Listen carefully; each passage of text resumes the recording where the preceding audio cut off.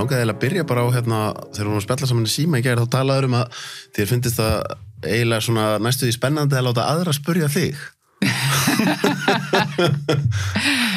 Já, mér finnst svona samtöl svo áhugaverð og hvað gerist ef maður er spurður oft mjög áhugavert og góða spurningar geta verið svo mikill galdur og svona lykill jafnvel að einhverjum lausnum. Einmitt, ég tengi alveg við þetta sko, því það teki alveg ógrynni af viðtölum, en síðan finnst mér gaman að fá að vera hinum með borðið. En hvað finnst þér einmitt sko, því að ég er náttúrulega búin að þurfa að pæla svo mikið í þessu þegar ég fór úr því að vera í svona hefðbundum viðtölum yfir ég að gera podcast. Podcast eru meira samtöl. Það er að segja, þessi hefðbundu viðtöl þá er kannski viðmælandinn að tala 90-95%. Í podcastum er þetta svona allt frá 20, 80, 30, 70 yfir í bara 50-50, bara samtal. Okay. Hvað finnst þér sko með þína reynslaði að taka viðtölu fólk að ef þú ert bara að spyrja spurninga, stuttara spurninga, þarf ekki stundum að koma með smá input sjálf og tala til þess að koma meira út úr manneskjunni? Já, sko ég er ekki mjög meðvituð hvernig þetta gerist. Það er einhvern veginn, ég byrja yfirleitt í settuna á svona hugleyslu þar sem við tengjum og ég einhvern veginn upplifi svolítið að þetta gerist að sjálfu sér, á þess að ég sé meðvituð það. En stundum hef ég deilt minni reynslu eða eitthvað svoleiðis sko og ég skil held í hvað átt við að þegar maður er sjálfur kannski búin að gefa af sér og þá á hinmanneskjan auðveldara með það. Áttu við það? Já, það svolítið. Já, við það að þegar að jafnvel tala, þú veist, bara maður sé að tala eitthvað sem er kannski svona smá erfitt fyrir hinna manneskjunum að opna sig og ef þú bara opnar þig, þá kemur eitthvað meira út úr og þá líður hinni manneskjunni meira ekki eins og sé í svona yfirherslu viðtali, skilur. Sko ég pæli svo mikið í þessu, sko. Já, þú ert að pæla í þessu, sko. Þegar ég var að halda fyrirlestra, ég var í mörg ár vann ég við það aðalega að halda fyrirlestra jákvæða sálfræði og núvitund og þá sko áttaði mig á því að það að segja frá því að ég hef fengið kvíða eða eitthvað, segja frá einhverju dramatísku úr mínu eigin lífi, svona hjálpaði fólki að slaka á og treysta mér. Og það, ég náttúrulega frekar opinská og einhvern veginn segi yfirleitt kannski næstu of mikið, ég segi bara allt ef að það er svigrúm til þess þá er ég alveg óhrædd við að tjá mig allavega. Mér langaði mig svolítið að tala það við þig, af því að ég þegar ég fyrir svona hort á þig og sé, maður sé náttúrulega bara eitthvað fyrirsagnir í fjölmiðlum og eitthvað lala, en þá hugsa ég strax hún er hugrakk, hún er óhrædd við að segja hluti sem að því að nú, þú veist, varst í hjónabandi með mjög þjóðþekktu manni, þú ert sjálf þjóðþekkt og þá oft koma bremsur á fólk og þú byrjar að ritskoða þig og hugsa hvað verður nú sagt ef ég segi þetta og fólki kannski langar að segja eitthvað en það þorið ekki. Hefur þetta alltaf komið náttúrulega fyrir þig eða hefur bara ekkert verið að ofhugsa þetta? Sko ég er pínu næf sko. Okay. og fólk segir það alveg við mig að ég ætti kannski einstaklega sinnum að vera meðvitaðri og plotta kannski meira en mér er það bara megn sko og eiginlega er ég alltaf meira og meira sáttari við það að bara þora að vera ég sko og vera sama hvað öðrum finnst. Nákvæmlega. Og ég hef ekkert að skammast mér fyrir þannig það er eitthvað sem ég skil ekki að Nei, ég held það frábær eiginleiki. Nei, það er frábær eiginleiki vegna þess að maður hugsa hvernig væri samfélagið ef við værum ekki svona mikið að ritskoða okkur og passa okkur eitthvað, ef þú ert ekki að skaða aðra eða tala illum aðra, akkur ættir ekki með að segja bara allt sem þú vilt segja. Já, ég átta mig ekki á því, kannski stendur einhverjum ógn af einhverjum hugmyndum eða skoðunum eða og kannski er þetta út af því að ég er náttúrulega búin að vera í sjálfsvinnu og prógrami og alls konar úrvinnslu og það ég er búin að horfast í augu við allt drastlið sko, þá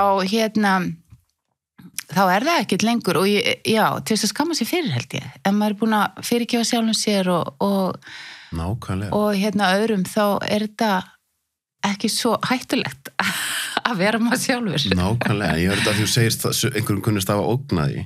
Þá ég strax að hugsa því, mér langaði líka að tala við þú tekur svo oft fyrir svona óhefðbundna hluti í þáttuninum. Eitt af skemmtilegustu viðtölum sem ég hef tekið í þessu podcasti við hana Þórhildi sem í opnu hjónabandi. Og þá hugsaði ég mitt, þú veist, bara klár kona, skemmtileg, kemur vel fyrir og hún að segja frá sínu, en hún ekkert að þvinga henni upp á aðra. Þetta trigger í fólk alveg rosalega, sko. Já, það? Af hverju má hún ekki verið í opnu hjónabandi ef að það að virka fyrir hann og hún vill gera það? Já. Og þá það svolítið þetta, ef einhverjum stafar ógna einhverju sem bara þú að vera þú sjálf eða þú að vera þú sjálfur, það ekki þá að því að viðkomandi með eitthvað mjög óunnið inn í sjálfur sér? Já, þá oft, við þurfum að horfast í augu við að akkur allir þetta trufli mig og er ég hrædd við eitthvað, hef ég verið svikin, fólk kannski tengir það við eitthvað svoleið, sko. En en þetta áhugavert, akkurju það fólki stendur ógna þessu og ég auðvitað því ég hugsa það þá man ég eftir að ég ákvað að fæða heima fyrir einhverjum 30 árum síðan þá bjó í Bandaríkjunum og ég ákvað að fá ljósmóður til að hjálpa mér að fæða heima og það var mjög erfitt að fólki í kringum mig því stóð ógna þessu og ég var lengi að reyna að átta mig á því og þá það svolítið, býtu, það að segja ég sé að gera eitthvað vitlaust, ég ekki að fara rétta barninu mínu með því að gera þetta svona, ég að, veist, þannig að það held í ógnin að fólk sem gerir eitthvað öðruvísi, það fólk að túlka að það sé að segja þú ert að gera þetta vitlaust. Getur það verið? Ég held það, af því ég á stundum svo erfitt með að skilja, ég alveg með mikið brestum og rugli, en ekki dómharka, sko. Ég hef alltaf eitthvað þegar ég sjá eitthvað sem fólk að hneykslast þegar bara, hverju má manneskjan ekki bara gera þetta? Já. Ég á svo erfitt með að skilja eins og þetta, svo segja mig heim, hverju má hún ekki gera þetta en ég get gert þetta öðruvísi? Já. Og mér finnst þetta að vera eitthvað svolítið svona bara áhugavert, hvers vegna fólk er alveg trillt yfir einhverju sem einhver annar að gera þegar að viðkomandi ekki að skaða neitt, sko. Já, ég held þetta líki þarna að, þú veist, fólk að lifa sínu lífi, fylgir svona þessum reglum samfélagsins og viðmiðunum sem hafa verið sett, kerfunum, gerir allt rétt og svo einhverju aðrir að gera eitthvað öðru og þá það bara okk við það. Býtu, akkur má gera þetta svona eða, já, getur það verið? Örugglega. Þú varst að tala svona rétt þegar við vorum að setjast þetta niður með sjálfbær samfélag og með þetta þú talar reglur samfélagsins núna. Eitt af því sem ég búin svo mikið að hugsa þetta ósýnilega, þú veist, þetta innan gæsalappa kerfi. Við tökum svo mörgum hlutum gefnum. Og við tökum því kannski gefnu bara samfélagið okkar eigi að vera svona sirka eins og það núna. En hægt að hafa, þú veist, einhverja róttæka hugmyndum en það geti verið einhvern veginn allt öðruvísi? Ó já, ég held að þetta ætti að vera einhvern veginn allt öðruvísi. Ég held við höfum vilsningstar á leið. Er það ekki? Jú, og ég held að það sé bara ákveðin úrkynnin í gangi, sko. Hvernig finnst hún helst birtast? Kannski í svona því að það einhver vinnumarkaður sem að stjórna lífum okkar og einhver vinnutími það og ég meina dagvistun snýst ekki hvað myndi henta börnum, heldur hvað myndi henta vinnumarkanum, skólakerfi miðast við það hvernig fóreldrarnir í vinnunni. Það ég náttúrulega aðalega upptekinn af þessu varðandi uppeldismál og fjölskyldumál og hvernig við höfum takmarkaðan tíma til þess að einhvern veginn vera frjáls og vera saman og mjög upptekinn af uppeldismálum og það nú kannski fræðasviðið mitt. Ég upphaflega svona menntunarfræðingur og starfaði við það í mörg ára að kenna lífsleikni með áherslu á svona félags- og tilfinningaþroska og svona sjálfsþekkingu. Og þá, tók ég eftir því að kennaranemar voru að átta sig á því að það var lítið svigrúm til þess að sinna sínu nánustu, einhvern veginn vinnan og verkefnin voru í forgangi og ég held að þetta sé svona stærsta verkefnið okkar því að þegar við erum að tala öll vandamál, heilsuvandamál og sálræn vandamál, þá erum við að tala afleiðingar í rauninni af því að við höfum ekki haft stuðning við að sinna uppeldismálunum vel. Og það svona svolítið mín skoðun að ef við myndum hlúa vel að barnafjölskyldum og mæðurum sérstaklega og gefa gott svigrúm til þess að það væri hægt að sinna börnum með tíma, ást og kærleika, þá værum við að bara leysa fullt af vandamálum. Frábær punktur. En ekki líka samt á hinn endana af því að við erum búin að skilja okkur svo mikið í vinnu og þá meðalmanneskjan held ég sé ekki að íkja þegar ég segja að meðalmanneskjan bara oft í streitu og dóti. Ef þú myndir allt í einu gefinni miklu meiri tíma, þá ekkert víst þú myndir verja tímanum að því þú ert orðin háður því að ég finn þetta alveg með mig, að þegar ég fæ allt í einu mjög mikið frítíma, þá tekur það með einhverja daga svona innan gæslega bara detoxa mig frá því að ég að refresha eitthvað sem vinnutengt og það svona, verður bara mikið eirðaleysi, kannski þetta meira maskulin en feminin eða eitthvað, verður alltaf að vera að gera eitthvað en einhvern veginn það verður til svona vítaringur, þegar þú ert búin að skilja þér svona mikið í vinnudótið að þegar það síðan allt í hennu gefin meiri tími að þá kannt ekki alveg að nú, þú veist, þá verður að vera að fara í síman til að stimulera þig eða gera eitthvað annað en bara vera hér og nú og einmitt, gefa þér tíma í að vera með fólkinu þínu, Jú, það er þannig kannski að þetta þarf að vera lífstíl, og það þurfa náttúrulega fleiri að vera með þér í þessu. Það er ekki hægt að vera einn sóló upp á fjalli. Nákvæmlega. En og þess vegna ég svona spennt fyrir þessu hamingjuþorpi, sjálfbara hamingjusamfélagi sem í rauninni byggt á hugmyndafræði jákvæða sálfræði, það sem við erum búin að sýna fram á það að þeir sem eru hamingjusamastir, þeir eru í tengslum við aðra, þeir tilheyra einhverju samfélagi, þeir hafa tilgang og merkingu í þessu samfélagi, fólk sem lifir í tengslum við náttúruna og í takt við náttúruna og færa upplifa orkuna sem í náttúrunni og færa að vera hluta náttúrunni. Þú veist, það önnur góð ástæði fyrir því að við þurfum svona sjálfbær samfélag og það að vera einmitt að hugsa sig í samhengi við jörðina og náttúruna og finnast þykja vænt jörðina sína. Það held ég mjög mikilvægt. Ala börn upp í tengslum við náttúruna frekar inn í skólastofu, að læra náttúruna í bókum sem hafa verið skrifuð náttúruna staðan fyrir að fá að vera í náttúrunni og upplifa hana, fá að einhvern veginn uppgöta og læra og skilja sjálfan svo heiminn einhvern veginn í tengslum við annað fólk og í tengslum við verkefni og tengslum við náttúruna. Heldur ég sem miklu gæfilegra heldur en að sitja í skólastofu og lesa bækur hvernig heimurinn er. Mjög góða punktur. Man hugsar oft að því það þú veist, þegar maður að tala kerfi og einhvern veginn svo menntakerfi, það náttúrulega klassíst og svona að segja, að þá maður ekki að gagnrýna kennarana, Þú veist, kennararnir eru, mamma mín kennar og kennar frábæri, en ég hugsa svo mikið menntakerfi eins og þetta segja. Hvað ef að menntakerfi myndi meira ganga út á í staðin fyrir að vera að segja þér hvaða bækur þú átt að lesa, að þá myndi það ganga út á að segja þér hvernig þú átt að meðtaka upplýsingar, hvernig þú átt að vera með gagnrýna hugsun og síðan bara innan gæsalapa, svo við sletti communication, það að segja lestur, skrift, tungumál, þannig að þú getur tjáðið við annað fólk í staðin fyrir að vera fókus og svona mikið á eins og segir, þetta einhvern veginn besta dæmið þetta sem þú varst að segja, sko, ég að læra eitthvað fjall, hvað það hátt eða eitthvað foss eða eitthvað, í staðin fyrir að fara bara og skoða það, sko. Já. Og líka bara talandi því, þú hefur mikið verið að pæla í núvitund og annað, allt sem snýra heilsu.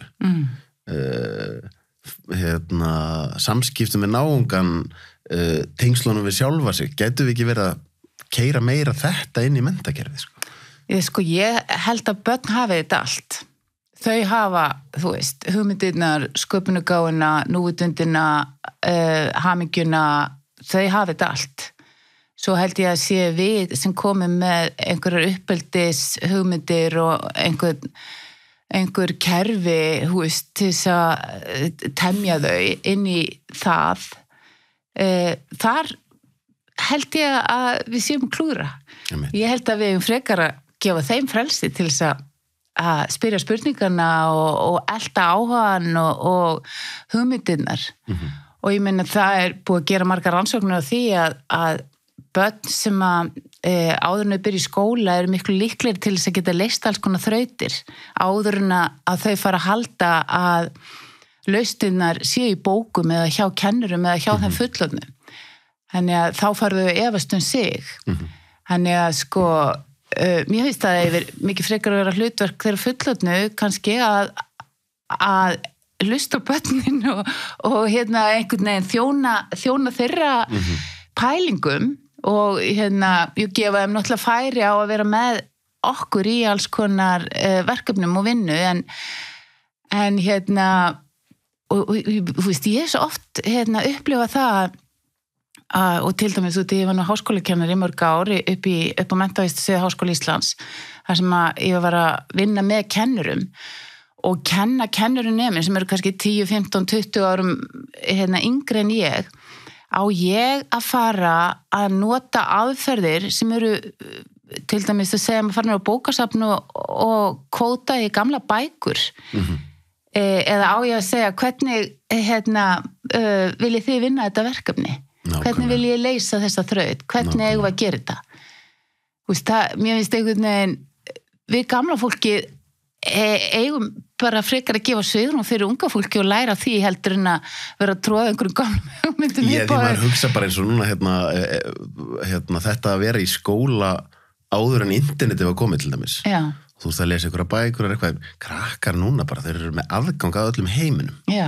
í gegnum, þú veist, eitt lítið tæki Akkurat. Og þá er þetta náttúrulega svo mikið spurningum þú veist, getuna til að vinna rétt úr upplýsingum af því þú ert að fara að fá allar upplýsingarnar algjörlega og þannig að þetta einhvern veginn ég ætla að segja þú ert að lesa þessa bók en ekki lesa hinna bækurnar menn að ég sé ekki annað en að þessi krakkar sem alast upp núna þau að fara að sjá allar upplýsingarnar spurningin bara hver geta þín til að vinna rétt úr upplýsingunum og ákveða hvað rétt fyrir þig og allt þetta og það getan að standa með sjálfur sér svolítið sko Nákvæmlega, sko, það er málið og það er það sem að mér finnst lífsleikni ganga út á, það er að þekkja sjálfan sig svo þú getur einhvern veginn áttaði á leiðinni þinni út af því að þú veist, þú verður eiginlega að vera með einhverja svona, hvað ég segja, ástríðu eða einhver hugmyndakerfi til að styðja þig við og það er náttúrulega æskilegra að það komi einhvern veginn innan frá, þú veist, hvað hrífur mig, hvað gleður mig,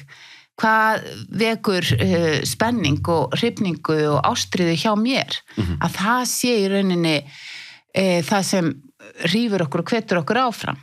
Þannig að þegar ég stend frammi fyrir því kannski segjum bara að spyrja, nú ætla ég að fara að borða hollan mat og ég geti týnt mér mjög fljótt á internetinu að fara að googla hollur matur eða eitthvað svo leiðis, þannig þá verð ég að tengja við þær hugmyndir sem eru í grunninn mínar, sem eru ég hef mikla trú að náttúran viti best, þú veist, ég hef trú að því að lífrænt sé betra, ég hef trú að því að líkami minn geti sagt mér svolítið hvað ég þarf með því að ef ég hlusta eftir hvað mér langar í eða hvað fyrir vel í mig og svona þannig að það er því útgangspunkturinn minn í minni leit á meðan einhver annar veist, er að reyna að mjókka sig eða veist, eitthvað skera niður fitu eða eitthvað svoleiðis meðan ég er miklu frekar kannski að vilja vera orkumikil og heilbrigð. Nákvæmlega,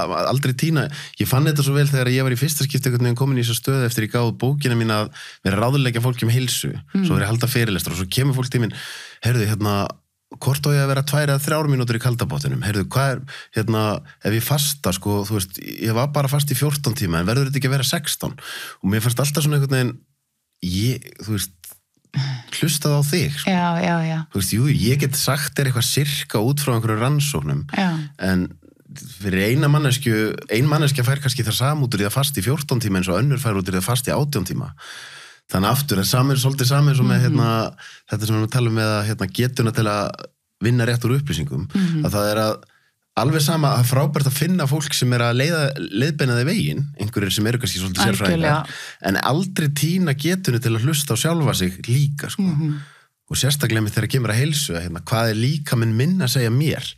Við erum öll í einstökum líkama sem ólíkur líkamum hinna og við erum kannski með annars konar erfðaefni og annað sem hentar mér en hentar hinum og mér var þetta svo umhugað, ég núna með valdið til að segja þessari mannesku, já, þú átt að gera þetta svona, en ekki svona, og hún að fara að gera það bara næsta árið. Mér fannst þetta svo galin hugmynd, sko. Já. Það vonandi... Þessi þáttur áskriftaþáttur. Inni á sölvi.tryggva.is fá áskrifundur aðgengi að öllum útgefnum þáttum, aukaefni og nýjum þætti í hverri viku.